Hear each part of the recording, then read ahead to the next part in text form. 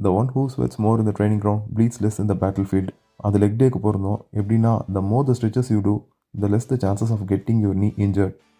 So ப்ராப்பராக warm அப்பையும் ஸ்ட்ரெச்சஸையும் finish பண்ணிவிட்டு என்னோடய லெக் ட்ரைனிங்கை ஸ்டார்ட் பண்ணேன். ஜெனரலாகவே எனக்கு ஜிம் வரும்போது எப்போவுமே ஒரு சின்ன பயம் இருக்கும், என்னோடய பெஸ்ட்டு பர்ஃபார்மன்ஸை ட்ரைனிங்கில் கொடுக்க முடியாமல் போயிடுமோன்னு.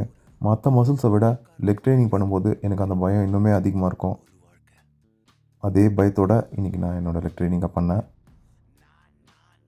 ஜிம்முக்கு வரும்போதே ஒரு முடிவோடு தான் வந்தேன். இன்றைக்கி நம்ம நிறைய வேரியேஷன்ஸை பண்ணக்கூடாது, கொஞ்சம் ஸ்பெசிஃபிக்கான வேரியேஷன்ஸை சூஸ் பண்ணி அதில் முடிஞ்ச வரைக்கும் ப்ராப்பரான ஃபார்ம் அண்ட் டெக்னிக்கில் பர்ஃபார்ம் பண்ணோம் அப்படின்னு. நான் பிளான் பண்ண மாதிரியே இன்றைக்கி ஒரு 4 வேரியேஷன்ஸ் தான் நான் ட்ரெயின் பண்ணேன். லெக் ப்ரெஸ் ஒர்க் அவுட்டில் நான் என்னோடய மேக்ஸிமம் கெப்பாசிட்டி வெயிட்டை லோட் பண்ணல, ஏன்னா ரெப்ஸ் எடுக்கணும் ஆஸ் வெல் அஸ் ஃபார்மில் நான் இன்றைக்கி ரொம்ப ஃபோக்கஸ்டாக இருந்ததுனால மாடரேட் வெயிட்டே போட்டு லெக் ப்ரெஸ் ஒர்க் அவுட் பண்ணேன்.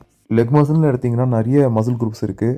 ஸோ ஒரே நாளில் எல்லா மசில் குரூப்ஸையும் நம்ம ஹிட் பண்ணணும்னு நினச்சா அது முடியாது, எஃபெக்டிவாக இருக்காது அந்த கிளாஸ். ஸோ 2 லெக் டேவாக பிரித்து பண்ணோன்னா லெக் கிளாஸ்க்கு மட்டும் அது இன்னும் கொஞ்சம் எஃபெக்டிவாக இருக்கும். அண்ட் லெக்கில் இருக்கிற எல்லா மசில் குரூப்ஸுமே நம்ம ஹிட் பண்ண மாதிரியும் இருக்கும். Successfully completed the 12th day of training. இன்றைக்கி நான் போஸ்ட் ஒர்க் அவுட்டில் எக்ஸ்ட்ராவாக எல்லோ சாப்பிட்டேன் எக்கில். பிகாஸ் இன்றைக்கி நான் யூஸ்வலாக எடுக்கிற ப்ரோட்டீனோட கம்மியாக எடுத்தேன். ஸோ அதை பேலன்ஸ் பண்ணணும், கிட்டத்தட்ட பேலன்ஸ் பண்ணுறதுக்காக. ஸ்லைட்டாக கொலஸ்ட்ரால் தான், பட் ஒரு நாளைக்கு எதுவும் ஆகிடாதுன்னு நம்புகிறேன்.